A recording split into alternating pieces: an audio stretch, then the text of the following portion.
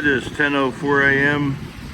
Thursday morning, November 21st, 2024 at the Metra Amtrak LaGrange Road Station, LaGrange, Illinois, on the BNSF Railway Chicago subdivision, also known as the East End and the racetrack. We just saw westbound Metra train 1223 departing the station here, headed from Chicago Union Station to Metra's Aurora Transportation Center. We're getting our first snowfall of any amount this season here in LaGrange, Illinois. About 1 inch on the ground so far, expecting 3 to 4 inches. Again, LaGrange, Illinois, on a snowy Thursday morning, November 21st, 2024, over and out.